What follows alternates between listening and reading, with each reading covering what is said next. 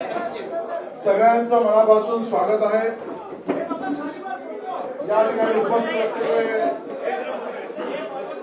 सर्व आपले मीडियाचे प्रतिनिधी, वर्तमानपत्राचे प्रतिनिधी, या ठिकाणी उपस्थित असलेले इलेक्ट्रॉनिक मीडियाचे आपले सगळे प्रतिनिधी, मला याची पूर्ण कल्पना आहे की आपल्या सगळ्यांना या ठिकाणी होत असलेल्या ऐतिहासिक राजकीय घडामोडीचे साक्षीदार जरा सोडा राजेश, मीडियाच्या लोकांना सोडा सांगा, जरा मीडियाच्या मित्रांना सोडायला सांगा। अगं एक मिनिट जरा सगळ्यांनी सहकार्य करावे। आपल्या मीडियाच्या सर्व मित्रांना आज शांतपणे येण्याची व्यवस्था करण्यात यावी।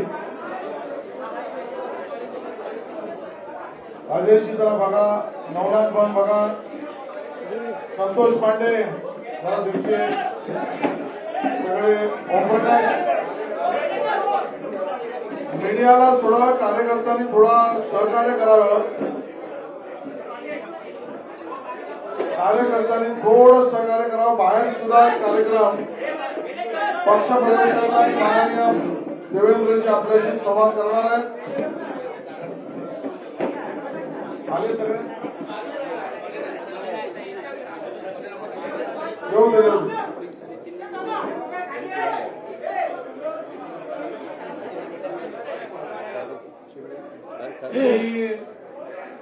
आजच्या या सर्व पक्ष प्रवेशाच्या कारवाईमध्ये आपल्या सगळ्यांचं या ठिकाणी स्वागत करतो। विशेष रूपाने आमचे नेते माननीय उपमुख्यमंत्री देवेंद्र फडणवीस साहेब, प्रदेशाचे अध्यक्ष माननीय चंद्रशेखर बावनकुळे साहेब, ज्यांचा आज पक्ष प्रवेश होतोय, असे सन्माननीय अशोक चव्हाण साहेब, माननीय खासदार प्रताप चिखलीकर साहेब, या ठिकाणी उपस्थित असलेले राजेंद्र साहेब, सर्व प्रतिनिधी, हर्षवर्धन पाटीलजी, सर्व जणांचं मी स्वागत करतो।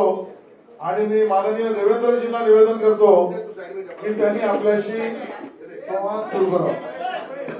असं राजरोडकरांचं पण स्वागत आहे। तर बसून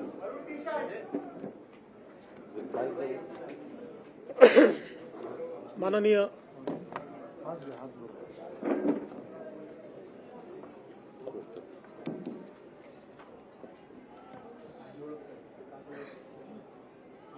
माननीय अध्यक्षजी,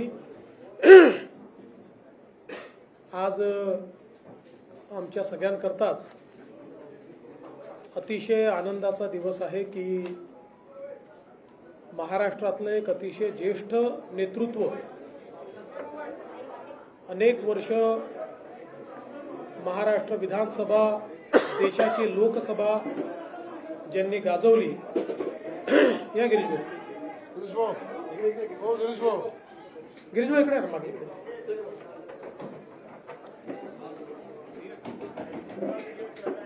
अनेक वर्ष महाराष्ट्राची विधानसभा, देशाची लोकसभा ज्यांनी गाजवली, विविध मंत्रिपद ज्यांनी भूषविली आणि 2 वेळा महाराष्ट्र राज्याचे मुख्यमंत्री म्हणून ज्यांची कारकीर्द आपल्याला पाहायला मिळाली, असे ज्येष्ठ नेते माननीय अशोकरावजी चव्हाण साहेब हे आज भारतीय जनता पक्षात प्रवेश करत आहेत। मी सर्वप्रथम भारतीय जनता पक्षाचे महाराष्ट्राचे अध्यक्ष माननीय चंद्रशेखर बावनकुळेजी यांना विनंती करेन की त्यांनी अशोकरावांचा प्राथमिक सदस्याचा जो फॉर्म आहे त्याच्यावर सही करून त्यांना पक्षात रितसर प्रवेश द्यावा।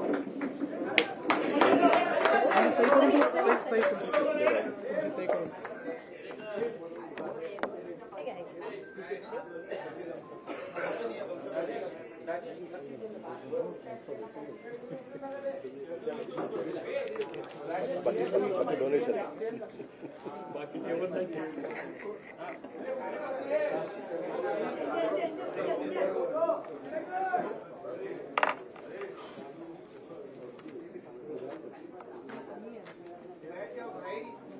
फी पक्षाची फी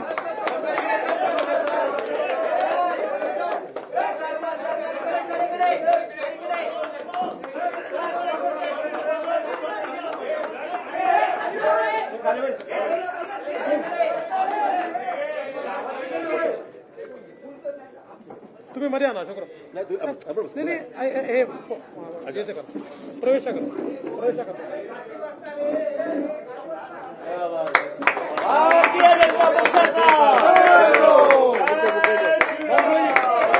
बुके द्या, बुके.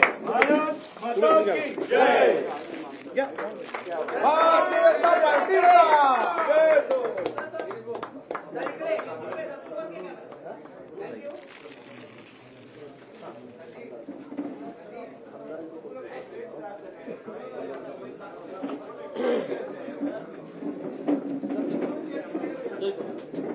माननीय अशोकराव चव्हाण सर.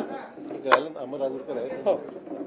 अमर अमर राजूरकरजींचा देखील माजी आमदार या ठिकाणी प्रवेश होत आहे. अमर राजूरकरजी आपल्याला माहिती आहे नांदेडचे आहेत, माजी आमदार आहेत, विधान परिषदेचे सदस्य राहिले आहेत आणि नांदेड जिल्ह्यामध्ये एक अतिशय निष्ठावंत अशा प्रकारचे पदाधिकारी म्हणून वर्षानुवर्ष त्यांनी काम केलं आहे. त्यांचा देखील या ठिकाणी प्रवेश होतोय. या.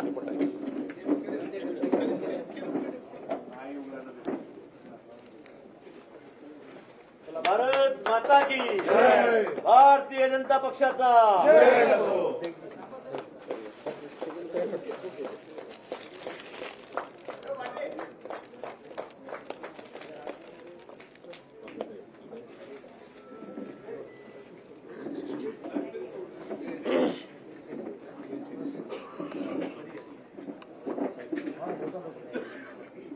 सर्वप्रथम मी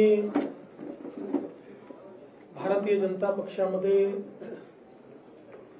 माननीय अशोकराव चव्हाण साहेब, अमर राजूरकरजी यांचं मनपूर्वक स्वागत करतो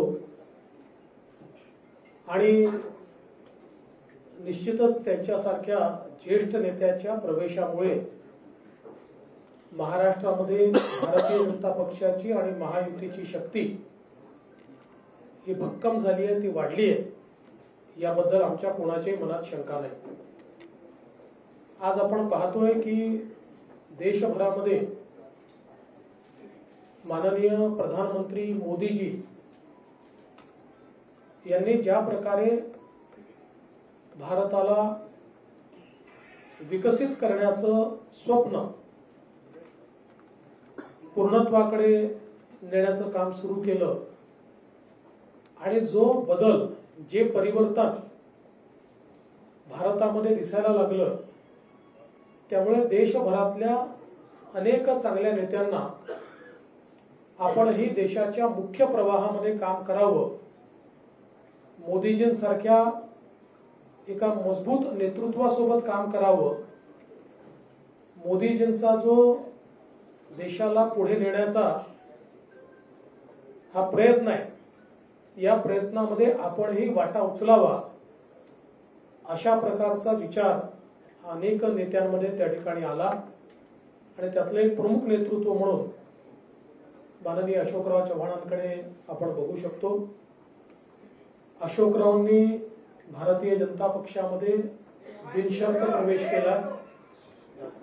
त्यांनी केवळ एवढंच सांगितलं की विकासाच्या मुख्य धारेमध्ये योगदान देण्याची संधी मला द्या, बाकी मला पदाची कुठली अपेक्षा नाही, लालसा नाही. आणि आम्हाला अतिशय आनंद आहे आज. खरं म्हणजे त्यांचा प्रवेश झालाय, अमर राजूरकरजींचा प्रवेश झालाय, पण लवकरच हजारो कार्यकर्ते आणि नेते यांच्या प्रवेशाचा कार्यक्रम देखील आम्ही निश्चितपणे आयोजित करू. महाराष्ट्रामध्ये येत्या लोकसभेच्या निवडणुकीमध्ये त्यांच्या प्रवेशामुळे महाराष्ट्रात आणि विशेषतः मराठवाड्यात आमच्या महायुतीला एक विशेष बळ मिळेल आणि आम्हाला निश्चित त्याचा फायदा होईल हा मला विश्वास आहे. मी पुन्हा एकदा आमच्या सगळ्यांच्या वतीने त्यांचं मनपूर्वक स्वागत करतो आणि माननीय अशोकरावांना बोलण्याची विनंती करण्याच्या आधी समोरून इशारे येत आहेत की हिंदीत देखील बोला आणि अशोकरावांचा प्रवेश हा राष्ट्रीय बातमी असल्यामुळे मी हिंदीत देखिल बोलतो. आज हम सभी के लिए बहुत हर्ष की बात है कि महाराष्ट्र के एक बड़े ही कद्दावर नेता जो कई बार महाराष्ट्र की विधानसभा में, देश के लोकसभा में चुनकर आए, अलग अलग विभागों के मंत्री के रूप में काम किया, महाराष्ट्र में 2 बार मुख्यमंत्री के रूप में काम किया, ऐसे अशोकराव जी चव्हाण सर इन्होंने भारतीय जनता पार्टी में प्रवेश किया है. और अभी अभी हमारे प्रदेश अध्यक्ष बावनकुळे जी ने उनको पार्टी की प्राइमरी मेंबरशिप देकर और उनका ससम्मान भारतीय जनता पार्टी में प्रवेश लिया है. हमारे लिए बहुत हर्ष की बात है क्योंकि आज हम सभी लोग देखते हैं कि पूरे देश में मोदी जी ने जिस प्रकार का विकास का कार्य किया है और जिस प्रकार से भारत का चेहरा और चित्र बदला है, इससे प्रभावित होकर कई पार्टियों के बड़े बड़े नेता जो है इनको भी ये लगता है कि देश की इस विकास की राह में हम भी मोदी जी के साथ अपना योगदान दें. और इसी के चलते कई कद्दावर नेता भारतीय जनता पार्टी में आ रहे हैं और महाराष्ट्र में हमारे लिए बहुत सौभाग्य की बात है कि अशोकराव चव्हाण जी जैसे एक कद्दावर नेता ने भारतीय जनता पार्टी में प्रवेश किया है.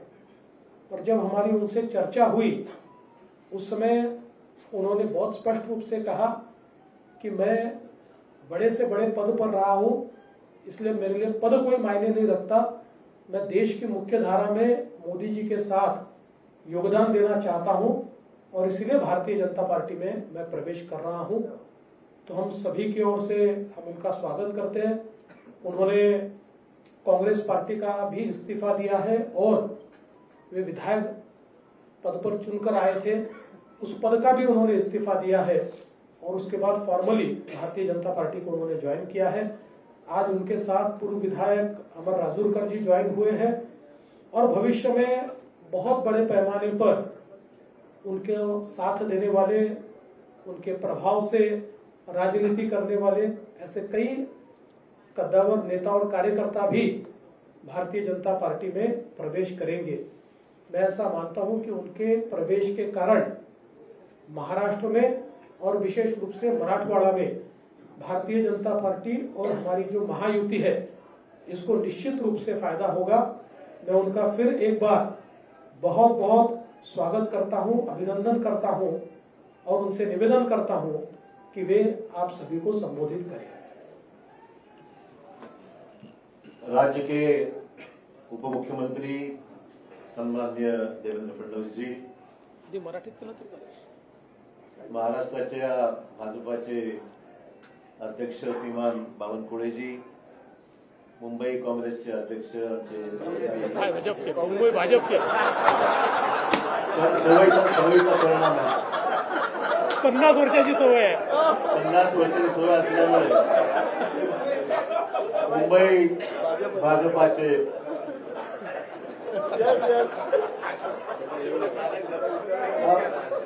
पहिली प्रेस कॉन्फरन्स भाजपाच्या कार्यालयामध्ये होत आहे. तेवढं थोडंसं मला एक्सक्यूज करा, आज पहिलाच दिवस आहे. कालच राजीनामा दिल्यामुळे एकदम स्विच ओव्हर थोडासा,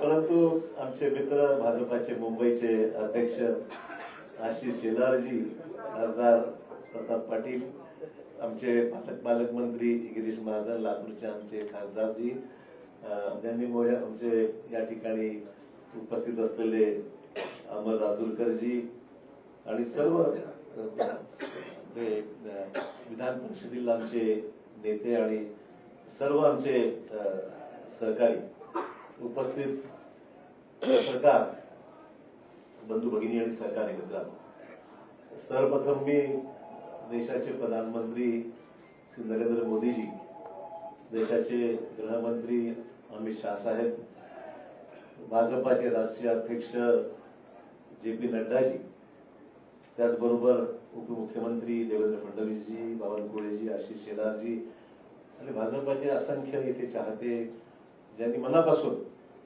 आम्हाला माझ्यावर प्रेम केलं. म्हणजे आम्ही विरोधी पक्षात असताना सुद्धा आणि सत्तेमध्ये असताना सुद्धा महाराष्ट्राची एक वेगळी परंपरा राहिलेली आहे की एकमेकांविषयी असलेले आमचे संबंध राजकारणाच्या पलीकडे जाऊन सुद्धा आम्ही सर्वांनी एक दुसऱ्याला साथ दिलेली आहे. विकासात्मक कामासंदर्भामध्ये ही महाराष्ट्राची परंपरा राहिलेली आहे आणि त्यामुळे मला आज माझ्या आयुष्याची एक नवीन सुरुवात मी करत आहे असं मी निश्चित म्हणेन.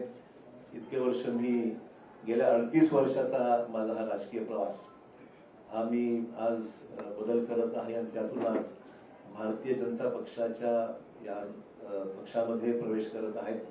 प्रधानमंत्री नरेंद्र मोदी यांच्या नेतृत्वाखाली त्यांची ती स्फूर्ती घेऊन, त्यांची प्रेरणा घेऊन या देशामध्ये राज्यामध्ये चांगलं काम करता आलं पाहिजे, सकारात्मक भूमिका घेऊन पुढील वाटचाल आपल्याला करता आली पाहिजे आणि राज्याच्या देशाच्या प्रगतीमध्ये आपला हात आपण निश्चित योगदान दिलं पाहिजे. या प्रामाणिक भूमिकेतून मी आज या ठिकाणी आज पक्षामध्ये प्रवेश करत आहे.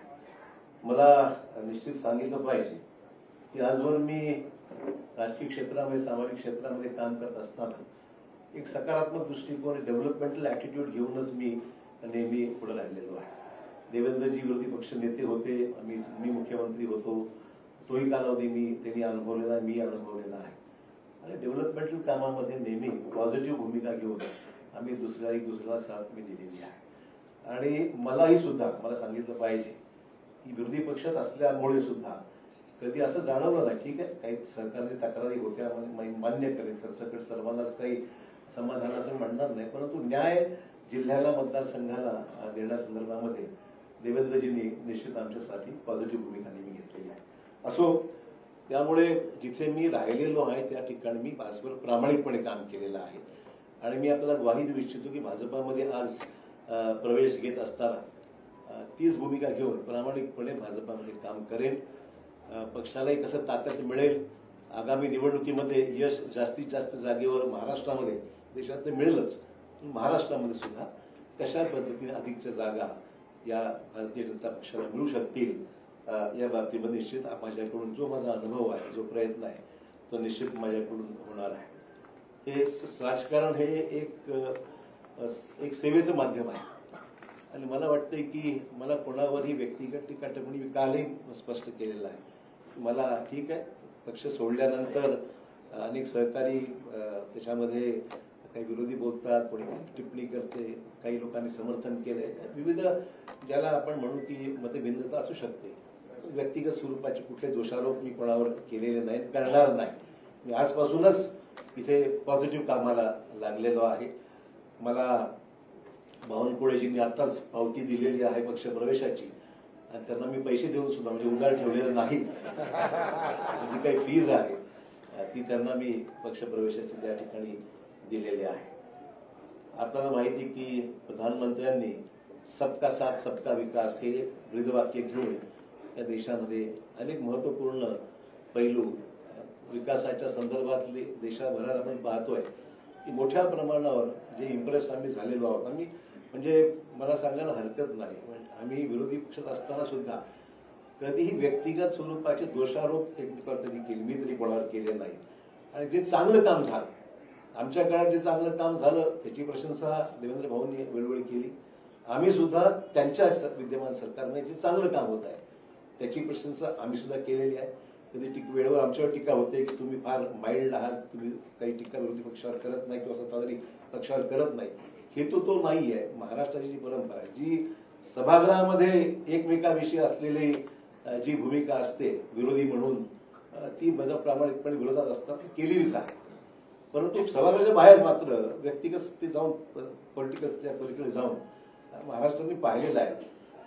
महाराष्ट्राच्या या विधिमंडळामध्ये अनेक दिग्गज आम्ही पाहिलेले आहेत आणि त्या दिग्गजांचे संबंध सभागृहात जरी कटुता काही ठिकाणी आली असेल पण सभागृहाच्या बाहेर मात्र एकमेकांविषयी आदर बाळगूनच जी भूमिका वटवायची असतील, पक्षी धोरणं असतील, कामासंदर्भातल्या अपेक्षा असतील ती सर्वांनीच राबवली. मला वाटतं ती परंपरा महाराष्ट्रात कायम राहावी अशा प्रकारची निश्चित आम्हा सर्वांची माहिती भूमिका निश्चित राहणार आहे. एक नवीन सुरुवात भारतीय जनता पक्षाची जी काही ध्येय धोरणं आहेत त्या पद्धतीने निश्चितच काम केलं जाईल. पक्षाच्या भूमिकेतून जे आदेश पक्ष मला देईल, उपमुख्यमंत्री देवेंद्र फडणवीस सांगतील त्या पद्धतीने निश्चित आगामी काळामध्ये काम करण्याचा माझा मानस आहे. कुठलीही मागणी मी त्यांच्याकडे मी केलेली नाही. जे मला त्या ठिकाणी सांगितलं जाईल त्याप्रमाणे निश्चित मी काम करेल. माझ्या आधीच्या पक्षातील माझ्या सहकार्याचे मी आभार मानतो. या निमित्ताने इतके वर्ष आम्ही एकत्र राहिलो. ठीक आहे, हा माझा व्यक्तिगत निर्णय होता. मला कोणी जाणून सांगितलं नाही आणि मी शेवटपर्यंत, लोक म्हणतात कालपर्यंत तुम्ही पक्षाकडे तिथे बसला होता आणि अचानक तुम्ही स्विच ओव्हर झाला. मी म्हटलं शेवटच्या क्षणापर्यंत मी जिथं आहे त्याचं काम मी केलेलं आहे आणि आज जेव्हा गेलो तेव्हाच मी मग त्यानंतर माझी भूमिका मी या ठिकाणी स्पष्ट केली आहे. त्यामुळे मित्रहो, बस एवढंच या निमित्ताने मला सांगायचं. मी अधिक काही याच्यावर आज तरी भाष्य करणार नाही. मी सुद्धा या पक्षात नवीनच आहे त्यामुळे सगळ्याच गोष्टीवर आज काही बोलण्यापेक्षा निश्चित योग्य वेळी मैं आज भारतीय जनता पार्टी में यहाँ पर मैंने प्रवेश लिया है और मैं आभार मानना चाहूँगा देश के प्रधानमंत्री श्री नरेंद्र मोदी जी का, फिर देश के सम्माननीय गृह मंत्री अमित भाई शाह जी का, राष्ट्रीय अध्यक्ष JP नड्डा जी का, देवेंद्र फडणवीस जी का, बावनकुळे जी का, आशीष शेलार जी का, सभी नेता जो मेरे साथ में बैठे हुए, मेरे नांदेड़ से आए हुए हमारे सहयोगी अमर राजूरकर जो MLC रह चुके हैं वो भी आए हुए हैं, उनका भी प्रवेश आज हुआ है. मैं आभार मानूंगा भारतीय जनता पक्ष के नेतृत्व की. उन्होंने मुझे आज ये मौका भारतीय जनता पार्टी में आने न्योता दिया और काम करने की मुझे यहाँ पर संधि दी है, एक मौका दिया है. उसलिए मैं उनका तहे दिल से शुक्रिया अदा करता हूँ. सार्वजनिक जीवन में काम करते हुए एक पॉजिटिव एटीट्यूड लेके, डेवलपमेंटल एटीट्यूड लेके आने वाले समय में काम करने की भूमिका मेरी है, पहले भी रह चुकी है और आज भी मैं जो आया हूँ इस नए क्षेत्र में नई शुरुआत जब कर रहा हूँ तो मैं इसी डेवलपमेंट, प्रधानमंत्री जी को जो सबका साथ सबका विकास ये भूमिका लेकर, प्रधानमंत्री जो पूरे देश भर में जिन्होंने नेशनल इंटरनेशनल लेवल पे एक अलग अपनी छवि बनाकर एक अच्छा काम करके दिखाया है, निश्चित तौर पर इम्प्रेस हूँ, निश्चित रूप से इम्प्रेस हूँ मैं. इसमें कोई अलग भूमिका नहीं है. जो अच्छा होता है तो अच्छा ही बोलना चाहिए, जो खराब है तो कभी शिकायत भी हमने की है तो मैं ना नहीं बोलूंगा. आज जब हम देख रहे हैं कि देश के सामने कई चुनौतियां हैं तो चुनौतियों के साथ साथ डेवलपमेंट भी जिस रफ्तार से इस देश में हो रहा है हम सब के लिए बहुत ही प्रशंसनीय है और आने वाले समय में हम सब साथी मिलकर देश में एक पक्की मजबूर भाजपा की सरकार लाने का हमारा प्रयास निश्चित तौर पर रहेगा. बस इससे ज्यादा मैं आपका वक्त नहीं लूंगा. मैं आप सबका आभारी हूँ. एक नई शुरुआत है, कुछ गलतियां छोटी मोटी होती है तो शुरू में संभाल लीजिए.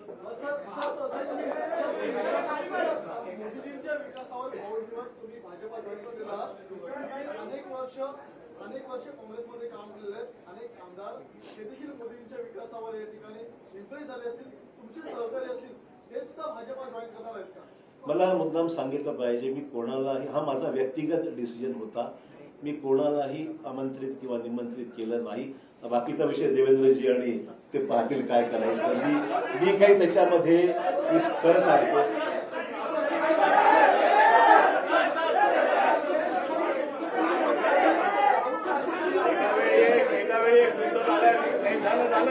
अरे बाबा, हॅलो, अरे शांतपणे, असं तुम्ही तुमच्यापैकी कोण काय बोलतंय आम्हाला काही लक्षात येत नाही. आपल्याला जर प्रश्नोत्तर करायचे असतील तर तुम्ही शिस्त पाळली तरच होईल. एका वेळी एक जण एकाने प्रश्न विचारला त्यांनी पुन्हा विचारायचा नाही.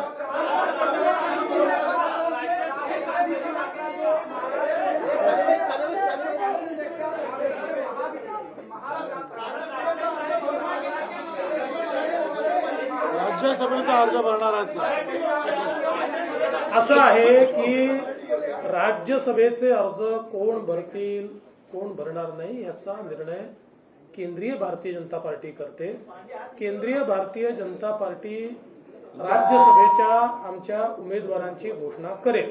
ती केल्यावर तुम्हाला समजेल.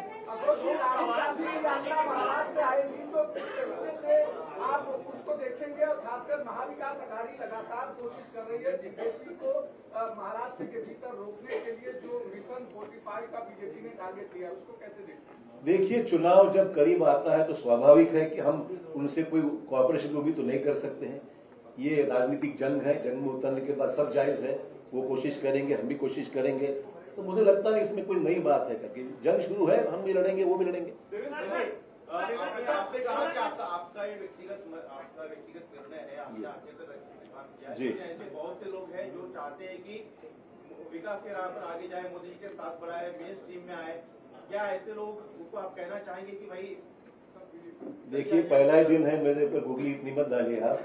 मैं इतना ही कहना चाहूंगा, ये काम जो है प्रदेश अध्यक्ष जी बावनकुळे जी बहुत दिनों से कर रहे हैं और देवेंद्र जी का भी उनको साथ है. उन्होंने कभी उनको जरूरत पड़ी तो मैं उनको कुछ गाइड कर सकता हूँ. मैं इसका जवाब इतना ही देता हूँ कि अशोक राव की मदद कहाँ लेनी है हमको पक्का पता है. हम उचित जगह उनकी मदद लेंगे, आप चिंता मत करिए.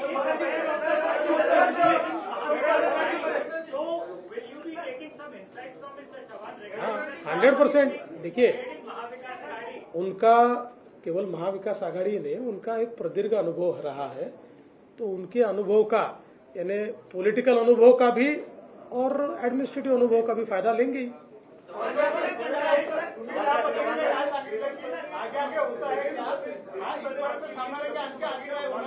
जी. राष्ट्रीय स्तर के नेता एक और राष्ट्रीय नेता चल रहा है. दिल्ली के बॉर्डर पे इस वक्त किसान आंदोलन आया है. उसका आरोप ये लग रहा है कि किसानी का आरोप आपकी पूर्ववर्ती पार्टी कांग्रेस पर लग रहा है कि उन्होंने चाहा है एक बार फिर चुनाव को देखने के लिए. किस कॉन्टेक्स्ट में? देखिए, आरोप प्रत्यारोप तो राजनीति में होते रहते हैं. सवाल ये है कि किसानों की समस्या है देश में, उसको किस तरीके से हैंडल करना है. राष्ट्रीय स्तर पर प्रधानमंत्री सक्षम है, देश के कृषि मंत्री और अन्य मंत्रियों के साथ लेकर मैं समझता हूँ इसको हल करना चाहिए. आपको याद होगा जो किसानों के 3 कानून बना अल्टीमेटली सरकार ने विड्रॉ किया, पब्लिक ओपिनियन जानकर उसको फैसला लिया गया. तो मैं नहीं समझता प्रेस्टीज की बात. हम चाहते हैं कि देश के सभी तमाम किसानों को न्याय मिलना चाहिए. किसानों की आत्महत्या को रोक लगाने का, कम करने का प्रयास होना चाहिए. और मुझे उसमें जो हो रहा आंदोलन उसमें ध्यान निश्चित देंगे, ऐसी कोई बात नहीं है.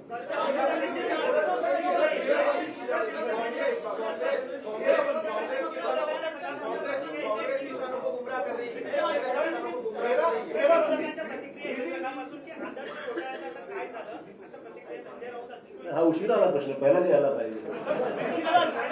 असं आहे काय? अरे भाई, जवाब तो सुनो यार. आप एक आदमी प्रश्न पूछते हो और जवाब भी सुनते नहीं हो. असं आहे, हा प्रश्न हायकोर्टामध्ये आमच्या बाजूने निकाल लागलेला आहे. अपीलमध्ये काही एजन्सीज गेलेल्या आहेत. ठीक आहे, लिगल प्रोसेस जी आहे ती फॉलो होईल. पण हा एक राजनीतिक ऍक्सिडेंट म्हणावा लागेल, मला एवढंच म्हणायचं आहे. आणि I face enough of that. मला वाटतं की फार काही चिंतेचा विषय वाटत नाही.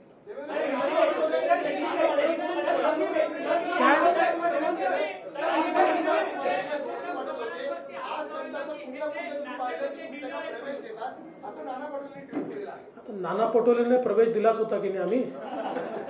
राहिलेच ना आमच्याकडे ते. आता त्यांची सवय आहे, ते एका ठिकाणी टिकूच शकत नाही, कुठल्या एका पदावर टिकू शकत नाही. आता त्यांना अध्यक्ष बनवलं होतं ते तिने ते सोडून गेले. त्यामुळे फार गांभीर्याने ते घेऊ नका, ते जे सांगतात.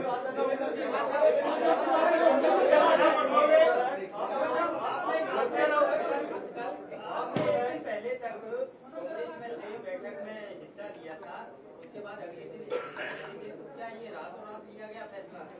नहीं, जरूरी नहीं. ऐसा है कि सोच विचार तो चल ही रहा था और मैं देख रहा था अच्छा मुहूर्त है आज का, तो उसने कर दिया उसने. ऐसा कोई जरूरी नहीं कि कोई चीज को कोई रीजन देना चाहिए. जी. और फिर आपने बीजेपी में प्रवेश करने का फैसला लिया. जी. तो जो अचानक से इतना सब कर देना, जी. इतना कठिन है, आसान है. और दूसरा चीज, कांग्रेस वाले कह रहे हैं कि पार्टी ने इतना सब कुछ दिया, सब कुछ बनाया, उसके बावजूद आप पार्टी को जा रहे हैं, तो ये विश्वास भाजपा. देखिए, मैं ये 2 चीजों के लिए अलग जवाब देना चाहूंगा. सबसे पहले तो ये फैसला आसान नहीं था, बिल्कुल कहूंगा. It was a total switch over, change over, और ये करने के लिए काफी विचार विमर्श करना पड़ा। ये मैं जरूर कहूंगा कि it was not a easy decision for me. I took it in the interest of the state of Maharashtra, in the interest of my own district, in the interest of this nation। मैं बोला कि कुछ चीजें अच्छी हो रही तो उसमें अपना भी योगदान होना चाहिए, पॉलिटिकल भले जो भी चीजें हैं, पर let us get involve into the nation building process. इसमें समय लगा है, it was not a one day snap decision, ये मैं कहना चाहूंगा। जहां तक लेट मी कंप्लीट। दूसरा इशू है सर, जरूर पार्टी ने मुझे बहुत कुछ दिया, मैं नहीं मना नहीं कर रहा हूँ, पर ये भी सच है मैंने भी पार्टी के लिए बहुत योगदान दिया, जिसके लिए महाराष्ट्र में कांग्रेस पार्टी को निश्चित ताकत मिली, ये भी कोई डिनाई नहीं कर सकता। तो it was not, I am not, मतलब ये मैं पर्सनली ऑब्लाइज हूँ पार्टी के लिए, मेरे पार्टी की लीडरशिप के लिए मैं ऑब्लाइज हूँ, बट अचानक अगर तुम मेरे बौछार कोई चीज की करते हो जो उचित नहीं है, ठीक है, मैंने फैसला किया इंडिविजुअली, मैंने पार्टी को डैमेज करने की कुछ नहीं किया, तो my own personal decision, but मैंने भी पार्टी में मेरा योगदान क्या है वो मेरी नेशनल पार्टी जानती है। You were not listened by your center leadership. That is what being said, and the state leadership. You were also unhappy with the state leadership. Let's not talk about what has happened. We are switching on to a new system now, so I think it's better we discuss the present system.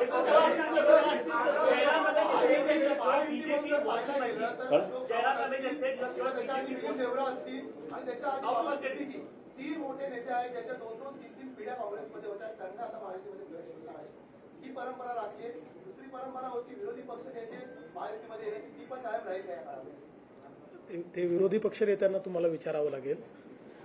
आमचा काही एक मी स्पष्टपणे सांगतो, आम्ही कुठलंही target घेऊन चालत नाहीये, पण ज्या ठिकाणी आम्हाला असं वाटतं की हे नेते आपल्यासोबत येऊ शकतात आणि त्यांच्या येण्यामुळे पक्षालाही फायदा आहे, राज्यालाही फायदा आहे, अशा अनेक नेत्यांची आमची चर्चा चालू असते। त्यांना जर असं वाटलं की नाही मुख्य धारेमध्ये आपण गेलं पाहिजे, मोदीजींसोबत गेलं पाहिजे, तर आमचा म्युच्युअल त्याच्यात तो विचार फायनल होतो आणि त्याच्यानंतर प्रवेश होतो। तर हे खरंच आहे की अजून काही नेते आमच्यासोबत चर्चेमध्ये आहेत। नाही, असं काही यादी वगैरे हा विषय नाही, नाही असा काही 14 आमदार आणणार आणि ते वगैरे हे आकड्यांमध्ये आम्हाला जायचं नाही। मी एवढंच सांगतो की जमिनीशी जुडलेले जे नेते आमच्यासोबत येतील त्यांचं आम्ही स्वागत करू।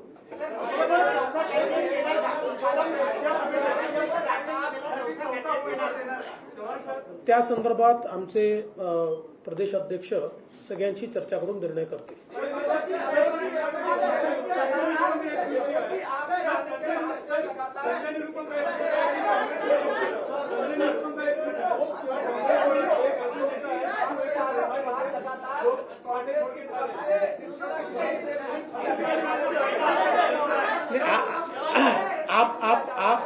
आपने जिनकी बात की मैं उनको अड़चन में नहीं लाना चाहता, पर उनका भी इंतजार है, उनसे हमारी कोई बातचीत नहीं है। पर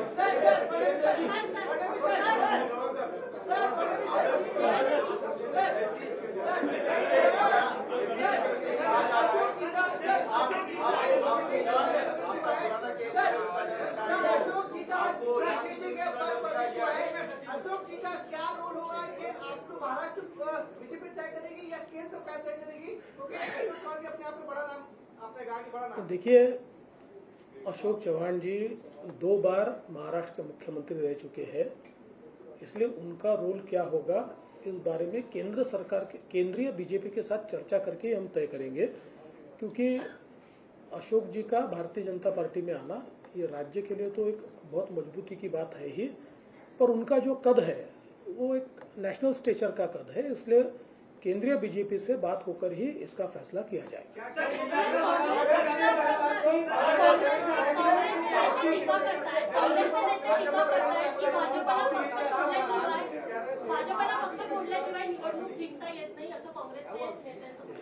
माझा त्यांच्यावर उलटा आरोप असा आहे की त्यांना त्यांचा पक्ष सांभाळता येत नाही, त्यांना त्यांच्या पक्षात नेते सांभाळता येत नाही, त्यांना त्यांच्या पक्षामध्ये मोठ बांधता येत नाही, कारण कोणाचा पायपोस कोणाच्या पायात नाही। आज हे सगळे मोठे नेते इतके वर्षाची त्यांच्या पक्षातली पुण्याई सोडून आमच्यासोबत का येत आहेत, याचं कारण आहे की आज काँग्रेसमध्ये जे वातावरण आहे, आज काँग्रेसमध्ये पार्टी कुठल्या दिशेने चालली आहे हेच कोणाला समजत नाही। आणि भारतीय जनता पार्टीला विरोध करता करता देशाच्या विकासाला आपण कधी विरोध करायला लागलो हे त्यांना समजत नाहीये. आणि मग जे नेते आहेत, सीझन नेते आहेत, ते ज्यावेळेस दृष्टिक्षेप टाकतात त्यावेळेस त्यांच्या लक्षात येतं की बाबा आपण काय करतोय, आपलं नेतृत्व काय करतंय. तर त्यापेक्षा देशाच्या मुख्य धारेमध्ये आपण गेलं पाहिजे, म्हणून लोक आमच्यासोबत येतात. त्यामुळे त्यांनी पहिले आत्मचिंतन केलं पाहिजे की त्यांना घर का सांभाळता येत नाही. ज्यांनी काँग्रेस मोठी केली, ज्यांनी आपलं सर्वस्व काँग्रेसला दिलं, असे नेते का आपल्याला सांभाळता येत नाही, असं आत्मचिंतन त्यांनी केलं पाहिजे.